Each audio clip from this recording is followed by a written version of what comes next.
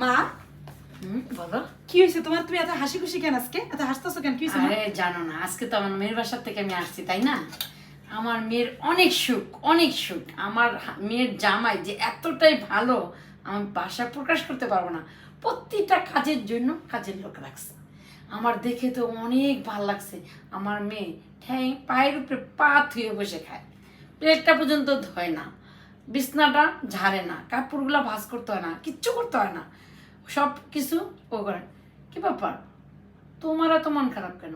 মা, আমি যে তোমার বাসায় সকাল থেকে রাত পর্যন্ত এত কাজ করি, মা আজকে মনে হয় আমার আব্বা মা বাচ্চা থাকলেও মানে বুঝতো আমার কষ্টটা। মা তুমি যে এমনি কইতাছো এই জন্য তোমার দিকে তাকাই রইছি। মা আমি আর কেউ তোমার বাসায় আইসা তোমার কাজের মানুষ আর আমার মধ্যে কোনো পার্থক্য নেই। এই জন্য আমারও মনে পড়ছে আমার আব্বা আমার কথা। তুমি যেমন হাসতেছো না, আমার এই জন্য তুমি কান্না করবা?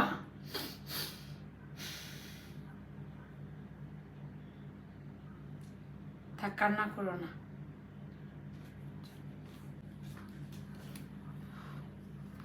আসলে আমার বউটার খুব কষ্ট হয়ে যায়।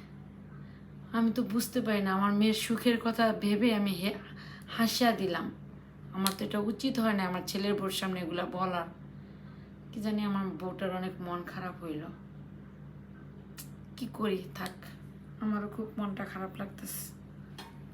আমি মেয়ের সুখ দেখে আমার বউ যে আছে আমি ভুলে গেছি।